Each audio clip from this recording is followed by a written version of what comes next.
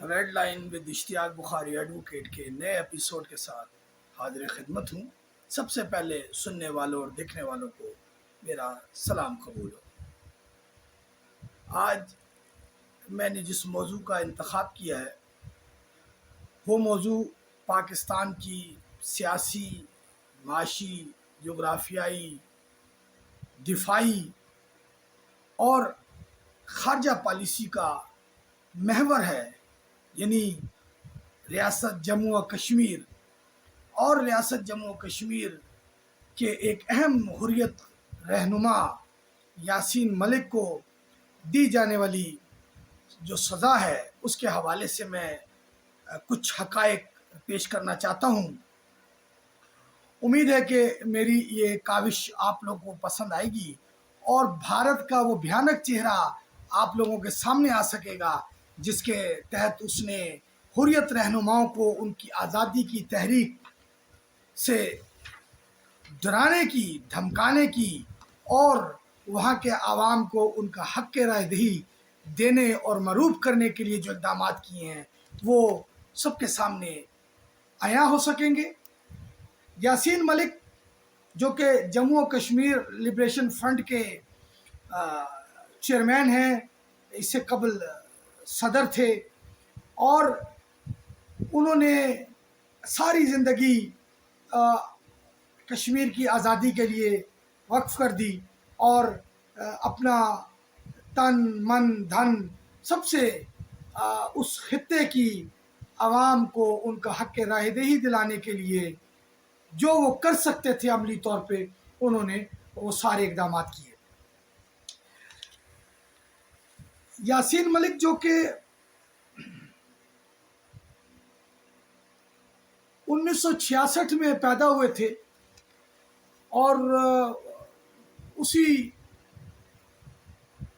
جموں و کشمیر کے سپوت ہیں اور وہیں انہوں نے ساری زندگی تعلیم حاصل کی اور زمانۂ طالب علمی میں ہی انہوں نے کشمیر کی آزادی کی تحریک میں حصہ لینا شروع کیا۔ ابتدائی تھوڑی سی میں ان کی اگر معلومات فراہم کروں تو یاسین ملک نے سب سے پہلے تالا کے نام سے ایک پارٹی بنائی تھی جب وہ طالب علم لیڈر تھے اور طالب علم رہنما کے طور پر انہوں نے اس پارٹی سے اپنی سیاسی اور عملی جد و جہد کا آغاز کیا تھا اور اس میں بہت حد تک انہوں نے جو بھی کردار تھا وہ ادا کیا اور اس کے بعد انہوں نے اس تالا پارٹی کا نام تبدیل کر کے 1987 میں اسلامک اسٹوڈنٹ لیگ رکھ دیا تھا اور پھر اس کے تحت انہوں نے وہاں پہ ہونے والے ریاستی انتخابات میں خود تو حصہ نہیں لیا، نہ ان کی پارٹی نے حصہ لیا تھا، لیکن انہوں نے وہاں ایک امیدوار کی حمایت کی تھی، سید یوسف شاہ، اور پھر ان کی حمایت میں وہ ایک بہت تحریک چلی اور ان کو ہروا دیا گیا تھا۔ نیشنل مسلم کانفرنس کے جو رہنما تھے انہوں نے عمر فاروق اور وہ دیگر جو بھی قائدین تھے اس وقت، فاروق عبداللہ اور عمر فاروق ان کے بیٹے اور جو لوگ بھی تھے، اور اس کے بعد وہ گرفتار ہو گئے تھے اور پھر ان کو جب رہا کیا تو ان کے بارے میں یہ ہے کہ وہ 1989 میں پاکستان آ گئے تھے اور پھر یہاں انہوں نے جموں و کشمیر لبریشن فرنٹ میں شمولیت اختیار کر لی تھی۔ جموں و کشمیر لبریشن فرنٹ جو ہے وہ امان اللہ بٹ صاحب نے برمنگھم میں اس کی بنیاد رکھی تھی اور مقبول بٹ شہید اس کے جو تھے وہ ہمراہ بانی تھے، قائد میں شامل تھے اور ان کو مقبول بٹ کو تہاڑ جیل میں پھانسی کی سزا سنائی گئی تھی اور ان کو وہاں پر پھانسی دے دی گئی تھی۔ اس کے موقع پر بھی یاسین ملک کے حوالے سے آتا ہے کہ انہوں نے ایک احتجاجی تحریک میں حصہ لیا تھا اور گرفتار بھی ہوئے تھے۔ تو یوں یاسین ملک 1989 سے جموں کشمیر لبریشن فرنٹ سے وابستہ ہوئے تھے اور 1995 میں جب انہوں نے عملی طور پہ 1994 میں جب وہ گرفتار ہوئے اور انہوں نے عملی جد و جہد جو عسکری جد و جہد تھی اس کو ترک کیا اور 1995 میں ان کے اور امان اللہ خان صاحب کے درمیان جب اختلافات پیدا ہوئے تو نتائج یہ نکلے کہ پارٹی دو حصوں میں تقسیم ہو گئی اور پاکستان چیپٹر امان اللہ خان صاحب کے پاس تھا اور جموں و کشمیر جو مقبوضہ کشمیر ہے وہ یاسین ملک کے سربراہی میں آ گئی تھی اور اس کے بعد سے یوں دو حصوں میں یہ پارٹی چلتی رہی۔ یاسین ملک صاحب کو مختلف ادوار میں گرفتار کیا گیا، 1999 میں بھی گرفتار کیا گیا، 2002 میں بھی گرفتار کیا گیا، اور اس وقت ان کے اوپر 2 مقدمات جو ہیں وہ ایک خاتون رہنما جو وہاں کی ریاستی وزیر داخلہ کی بیٹی ہیں ان کے اغوا، اور 4 ایئر فورس کے انڈین ایئر فورس کے پائلٹس کے تشدد اور ان کے مارنے اور ان پر حملہ کرنے کے حوالے سے بھی جو ہے وہ مقدمات زیر سماعت ہیں۔ لیکن جو اصل مقدمہ جس میں ان کو سزا سنائی گئی ہے وہ انتہائی بھونڈا اور بیہودہ مقدمہ ہے، جس میں ان پر الزام عائد کیا گیا کہ انہوں نے پاکستان سے مالی مدد حاصل کی ہے دہشت گردی کے لیے، اور وہاں کے عوام پر پتھراؤ کیا ہے، اور وہاں پہ انہوں نے احتجاج اور ہڑتال کی، جس سے وہاں کے عوام کے معاشی اور انڈین جو ریاست جموں کشمیر ہے مقبوضہ اس کے معاشی حالات میں اور وہاں کے اداروں میں بگاڑ پیدا ہوا، جس کی بنیاد پہ ان کو یہ سزا سنائی گئی۔ تھوڑا سا اگر میں اس حوالے سے آپ کے سامنے رکھوں کہ یاسین ملک کو 2017 میں ان پر ان لافل پریونشن ایکٹ کے تحت، unlawful activities of prevention act 1967 جو انڈیا کا ہے، اس کے تحت ان کے خلاف 2017 میں نیشنل انویسٹیگیشن ایجنسی نے تحقیقات شروع کی، اور اسی تحقیقات کے سلسلے میں ایک ریفرنس بھی بنایا گیا، اور جس کی بنیاد پر 2019 میں جموں کشمیر لبریشن فرنٹ پر پابندی عائد کر دی گئی تھی، اور اسی دوران 2019 میں ان کے اوپر مختلف الزامات کے تحت جو ہے وہ چارج فریم کیا گیا تھا۔ میں تھوڑا سا وہ جو چارج فریم کیا گیا اس کے حوالے سے بتا دوں کہ ان کے اوپر انڈین پینل کوڈ کی سیکشن 121A کے تحت چارج فریم کیا گیا، ان کے اوپر unlawful activities of prevention act 1967 کی سیکشن 15, 17, 18, 20, 38, 39 اور 13 کے تحت ان پر فرد جرم عائد کی گئی، اور ان پر یہ الزامات عائد کیے گئے کہ انہوں نے غیر قانونی طریقے سے حوالہ کے ذریعے سے انہوں نے پاکستان سے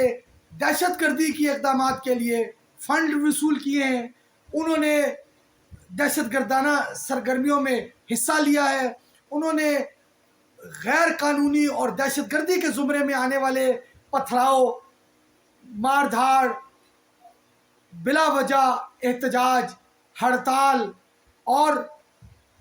وہاں کی معاشی ترقی کو، ریاست کی مقبوضہ جموں کشمیر کو تباہ کرنے کے مختلف الزامات لگائے، اور سب سے اہم الزامات کہ یونین آف انڈیا جس کو ہم ہندوستان کہتے ہیں اس کے خلاف سازش کرنے کا ان کے اوپر الزام لگایا گیا۔ ان الزامات کے تحت ان کو 10 مئی کو ان کو ان تمام الزامات میں جو ہے قصوروار ٹھہرایا گیا، اور ان کو ایک موقع فراہم کیا گیا کہ اگر وہ ان الزامات کے حوالے سے کچھ کہنا چاہیں خصوصی عدالت میں تو وہ کہہ سکتے ہیں، لیکن انہوں نے انکار کر دیا، جس کے بعد ریاستی طور پر ان کو ایک سرکاری وکیل تو نہیں کہا جائے گا، لیکن ان کی عدالت کی رہنمائی کے لیے اور یاسین ملک کی معاونت کے لیے ایک امکس کرائی کو جو ہے وہ وہاں پہ مقرر کیا گیا، جنہوں نے ان کے ان الزامات کے حوالے سے عدالت کو اپنی معاونت فراہم کی۔ اس سے قبل یاسین ملک کے جو وکیل ہیں طفیل ایڈوکیٹ، وہ پیش ہوتے رہے گزشتہ 4-5 سال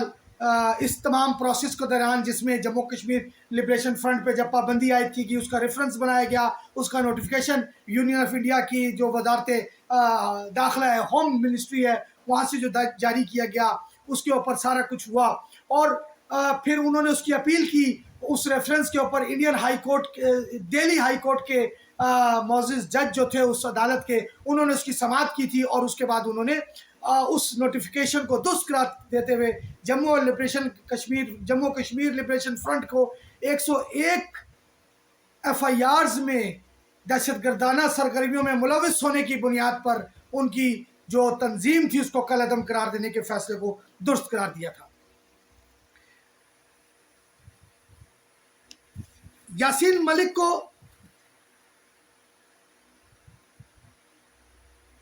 ایک الزام میں عمر قید کی سزا سنائی گئی ہے، جو کہ under section 121 Indian penal code ہے، جو کہتا ہے کہ دہشت گردانہ سرگرمیوں کے لیے فنڈ اکٹھا کرنا، ریاست کے خلاف سازش کرنا اور عملی جنگ کا آغاز کرنا۔ اس کی جو سزا ہے زیادہ سے زیادہ وہ سزائے موت ہے اور کم سے کم عمر قید ہے، اور اس میں جرمانہ بھی عائد کیا جا سکتا ہے، اور عدالت عمر قید یا سزائے موت کے ساتھ جرمانہ دونوں سزائیں بھی دے سکتی ہے۔ تو اس سیکشن کے تحت یاسین ملک کو سزائے موت تو نہیں دی گئی، لیکن کم سے کم سزا عمر قید دی گئی اور ان کے اوپر 10,000 روپیہ جرمانہ بھی عائد کیا گیا۔ ایک اور دوسری سیکشن تھی جس میں section 120B Indian penal code, اس کی بھی زیادہ سے زیادہ سزا جو ہے وہ سزائے موت ہے۔ اس میں عمر قید بھی دی جا سکتی ہے اور 5 سال سے کم کوئی بھی سزا نہیں دی جا سکتی اس سیکشن کے تحت۔ تو یاسین ملک کو اس سیکشن کے تحت، جو کہ کانسپریسی کے زمرے میں آتی ہے، سازش کرنے کے زمرے میں، ان کو اس سیکشن کے تحت 10 سال قید بمشقت اور 10,000 روپے جرمانے کی سزا سنائی گئی ہے۔ یہ دو سب سے بڑی کیپٹل پنشمنٹ کے لگ بھگ ان کو دی گئی ہے۔ گو کہ کیپٹل پنشمنٹ اس میں سزائے موت تھی، وہ نہیں دی گئی، لیکن اس کے لگ بھگ یعنی عمر قید دی گئی۔ اور انڈین پینل کوڈ کے تحت عمر قید کا مطلب ہے کہ ساری زندگی آپ نے جیل میں گزارنی ہے، تا وقتے کہ انڈیا کی ہائی کورٹ، سپریم کورٹ یا کوئی بھی متعلقہ ریلیونٹ کورٹ کسی بھی ایسی صورتحال میں کم سے کم 14 سال جیل کاٹنے کے بعد کسی بہت بڑی وجہ کی بنیاد پہ چاہے تو ان کو رہا کر سکتی ہے، ادروائز ان کی ساری زندگی اب رہائی کا انڈین پینل کوڈ کے مطابق کہیں پہ کوئی امکان نہیں ہے۔ اس کے بعد جو ان کو سزا دی گئی وہ 6 وہ الزامات ہیں جن میں ان کو 10 سال قید بمشقت بمِ جرمانے کی سزا دی گئی ہے،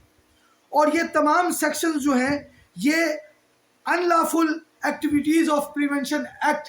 1967 کے تحت دی گئی ہیں۔ یہ وہ ریاست ہندوستان کا کالا قانون ہے جس کے اوپر اقوام متحدہ واضح طور پہ اپنی ایک رپورٹ پیش کر چکا ہے کہ اس قانون کے تحت حکومت ہندوستان نے اپنے شہریوں کی آزادی کو اور انڈین آئین میں دیے گئے حقوق کو سلب کیا ہے، اور ان کے اوپر ایک ایسا الزام عائد کیا ہے، ان کے اوپر ایک ایسا ڈریکونین لا لاگو کیا ہے کہ جس کے تحت جب چاہے ریاست کسی بھی انفرادی شخص کو اس قانون پر الزام لگا کر حراست میں لے سکتی ہے، اور اس حراست کو جب تک چاہے وہ قائم رکھ سکتی ہے۔ گو کہ قانون تو یہ کہتا ہے کہ ود 24 آور آپ نے مجسٹریٹ کے سامنے پیش کرنا ہے، لیکن یاسین ملک کے کیس میں بھی ایسا نہیں ہوا تھا، اور دیگر جو اس سے قبل اس قانون کے تحت جو لوگ گرفتار ہوئے تھے ان کے کیسز میں بھی یہ بات الزامات لگتے رہے کہ ان کو مجسٹریٹ کے سامنے پیش نہیں کیا گیا۔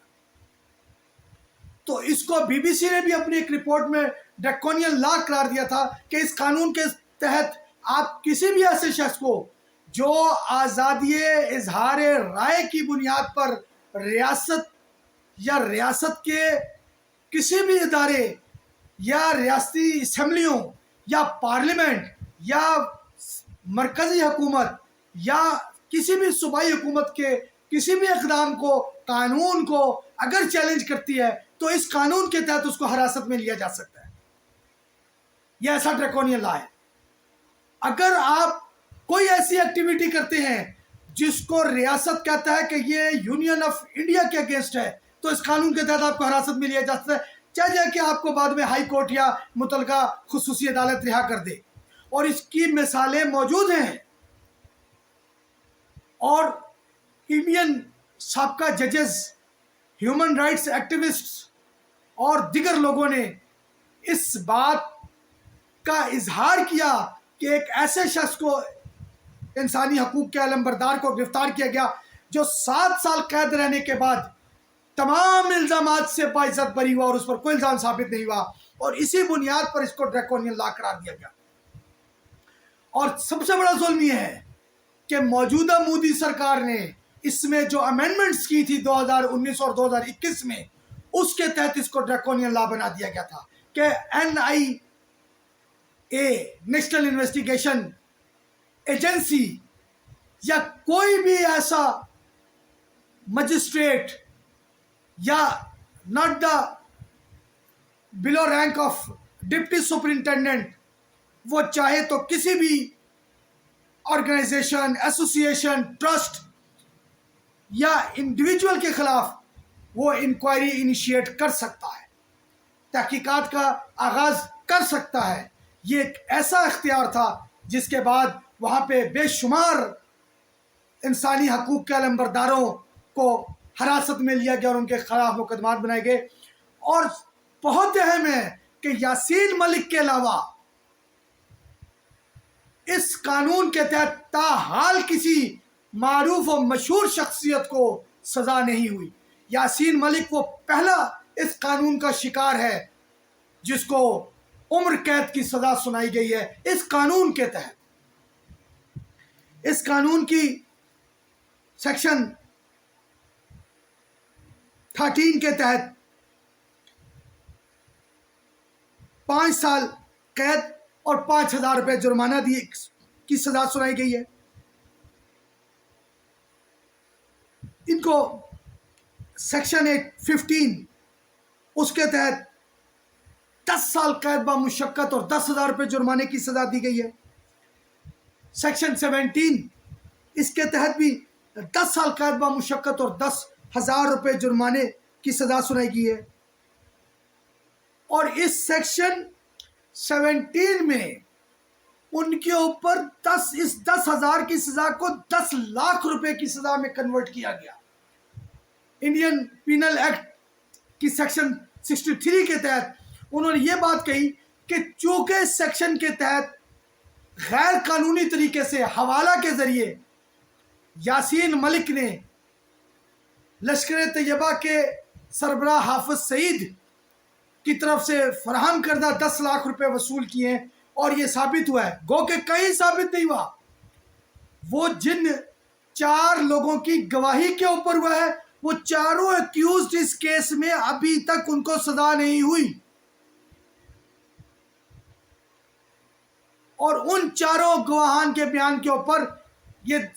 سیکشن بھی انووک کی گئی، سیکشن 17، اور ان کو 10 لاکھ روپے کی سزا بھی دی گئی، 10 سال قید و مشقت کی سزا دی گئی۔ سیکشن 18 کے تحت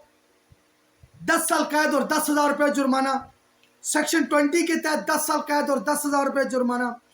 سیکشن 38 کے تحت 5 سال قید اور 5,000 روپے جرمانہ، سیکشن 39 کے تحت 5 سال قید اور 5,000 جرمانہ۔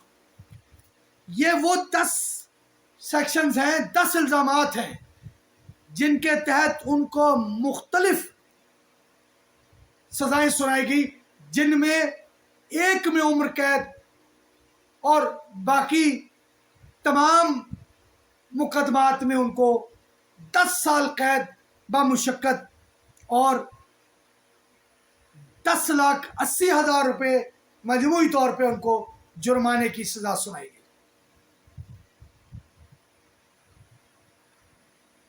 یہ وہ کالا قانون تھا جو 1967 میں انڈین پارلیمنٹ نے منظور کیا تھا، اور اس وقت بھی وہاں کی اپوزیشن نے اس قانون کی منظوری کے اوپر اور اس قانون کے اوپر شدید تحفظات کا اظہار کیا تھا۔ لیکن یونین آف انڈیا یعنی ہندوستان کی ہر دور کی حکومت علیحدگی پسندوں، حریت پسندوں، آزادی کے علمبرداروں، انسانی حقوق کے علمبرداروں، ان سب کی آواز کو مختلف قوانین کے تحت دباتی رہی ہے۔ کبھی پوٹا کا نفاذ کیا گیا، کبھی کوئی ڈریکونین لا منظور کیا گیا، کبھی کوئی لا منظور کیا گیا، اور جب اب کچھ نہیں ملا تو ان لافل ایکٹیویٹیز پریونشن ایکٹ کو بروکار لاتے ہوئے یاسین ملک کو سزا سنا دی گئی۔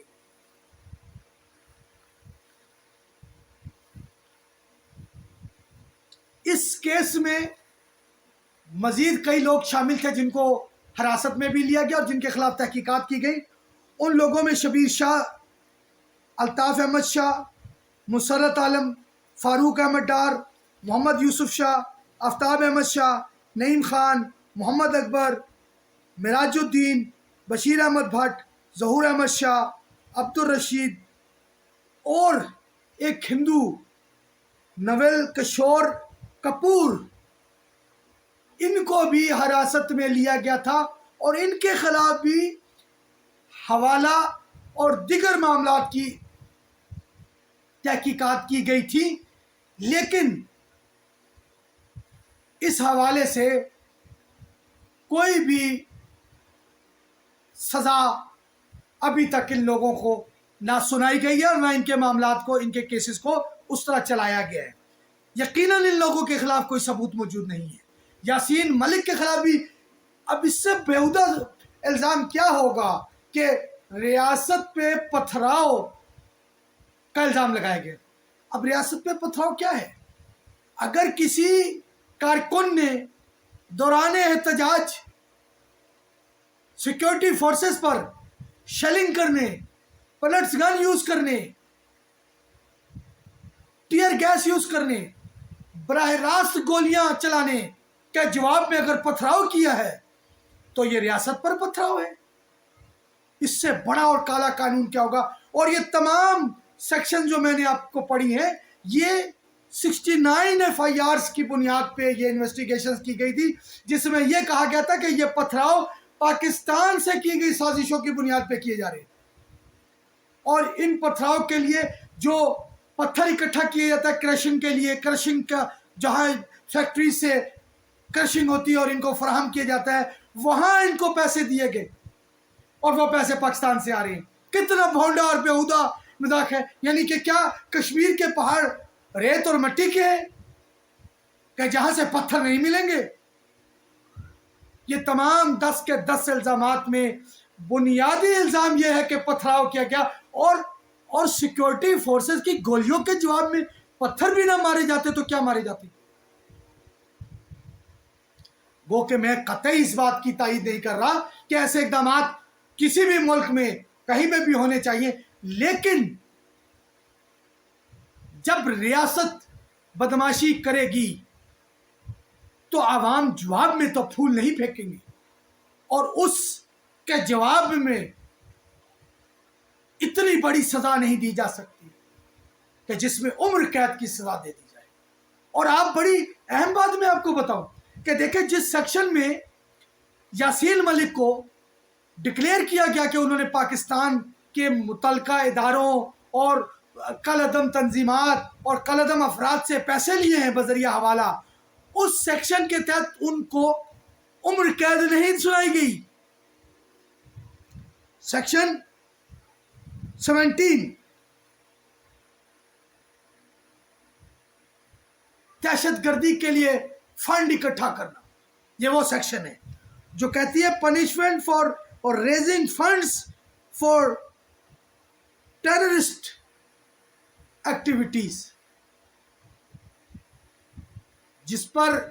جج پروین سنگھ نے یہ لکھا کہ یہ انتہائی خطرناک الزام ہے، لیکن آپ دیکھیں کہ اس الزام میں 10 سال قید سنائی گئی، اور جس الزام میں عمر قید سنائی گئی کانسپریسی، اس کا ایویڈنس ہی دستیاب نہیں ہوا کہ یونین آف انڈیا کے خلاف کیا کانسپریسی کی گئی۔ پورے 20 صفحات کی ججمنٹ میں اس حوالے سے خصوصی جج، ایڈیشنل ڈسٹرکٹ جج پروین سنگھ کچھ بھی لکھنے میں کامیاب نہیں ہوئے۔ 20 صفحات کے فیصلے میں انہوں نے 52 پیراگراف لکھے، لیکن وہ سیکشن 121 کے حوالے سے کانسپریسی کا کوئی ایسا کنکریٹ کوجنٹ ایویڈنس اپنی ججمنٹ میں پیش نہیں کر سکے، نہیں لکھ سکے جو پروسیکیوشن نے دیے ہوں یا ریفرنس میں آئے ہوں یا انویسٹیگیشن ایجنسی نے پرووائڈ کیے ہوں، ماں سوائے ان 4 وٹنس کے جن کے نام بھی نہیں لکھے گئے ججمنٹ میں۔ اس سے بڑا اور یہ ڈریکونین لا اور ڈریکونین فیصلہ کیا ہوگا؟ اور اگر آپ دیکھیں تو یہ پنشمنٹ ان کو 10 سال سزا پر محیط ہے، جبکہ اس کی جو کیپٹل پنشمنٹ ہے وہ عمر قید ہے۔ یعنی آپ کتنا بھونڈا مذاق ہے، سازش کہہ رہے ہیں جس میں عمر قید دے رہے ہیں، وہ سازش کا ایویڈنس نہیں ہے، اور جس کا آپ کہہ رہے ہیں کہ ایویڈنس ہے کہ جناب اس کے اندر عبد الرشید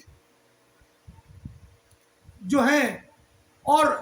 اس کے اندر جو بشیر احمد بھٹ ہیں، ان کے حوالے سے لکھا گیا ہے کہ یہ وہ لوگ ہیں جن کے پاس حوالہ کی رقم آئی اور انہوں نے یاسین ملک کو فراہم کی، لیکن اس میں آپ کیپٹل پنشمنٹ نہیں دے رہے۔ تو اس کا مطلب ہے کہ آپ یاسین ملک کو سزا سنا کر یہ دنیا کو بتانا چاہتے ہیں، حریت پسند کشمیریوں کو یہ بتانا چاہتے ہیں کہ ہم نشان عبرت بنا دیں گے، جبکہ یاسین ملک نے وہاں، ان کے وکیل نے وہاں جب وہ یہ انویسٹیگیشنز ہو رہی تھی اس دوران یہ بات کہی تھی کہ انہوں نے 1994 میں جب وہ جیل سے رہا ہوئے تھے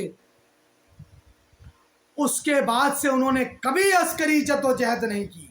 اس کے بعد سے انہوں نے کبھی اسلحہ نہیں اٹھایا،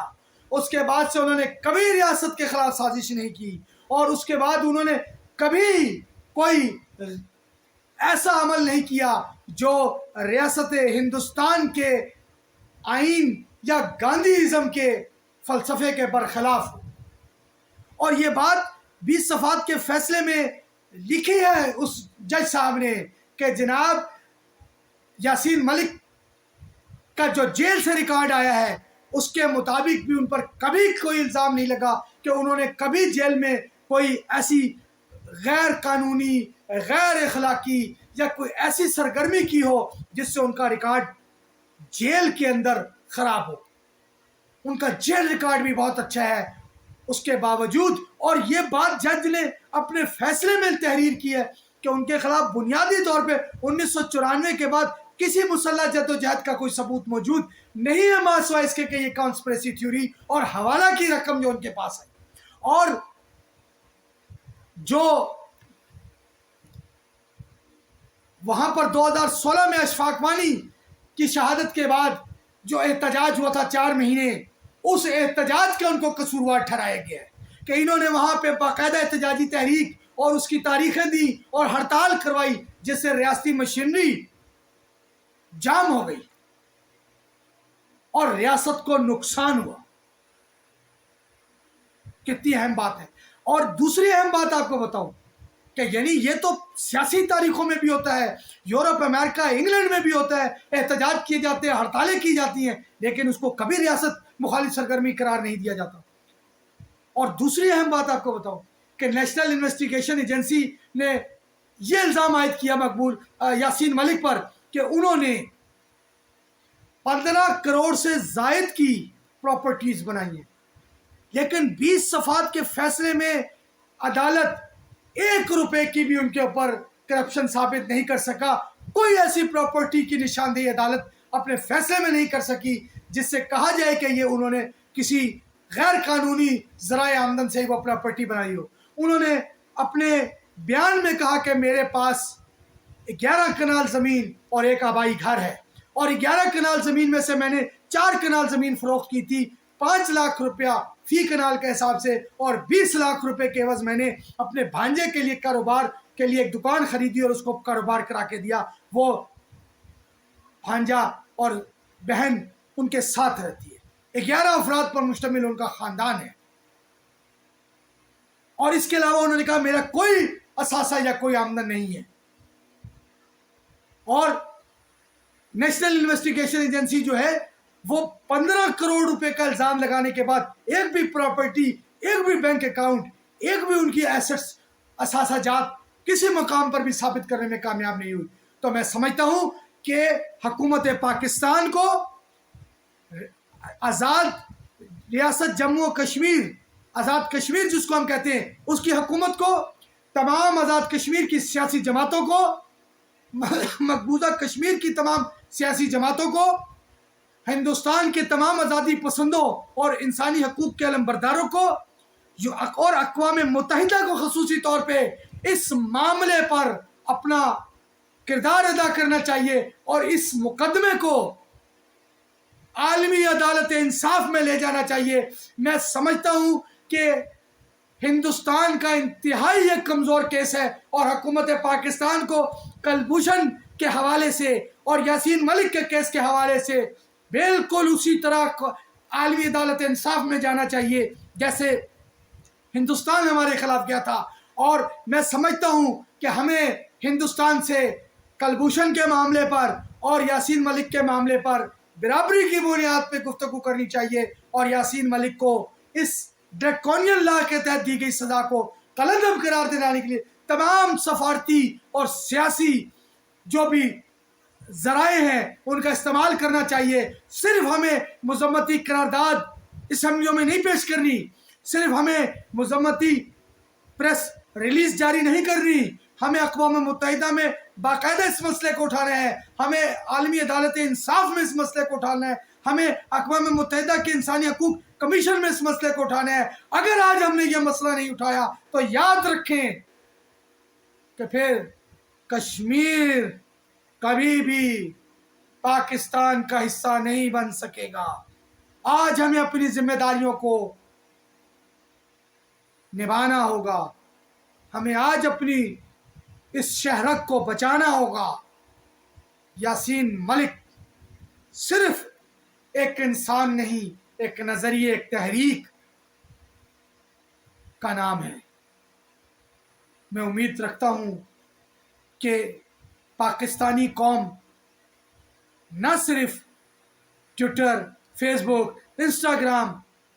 ہر سوشل میڈیا پہ یاسین ملک کے لیے باقاعدہ ایک تحریک چلائیں گے. اور میں سمجھتا ہوں کہ ہم اس سوشل میڈیا کی طاقت سے، حکومت پاکستان کی ریاستی سیاسی سفارتی طاقت سے ہم یاسین ملک کو اس غیر انسانی سزا سے بچانے میں کامیاب ہو جائیں.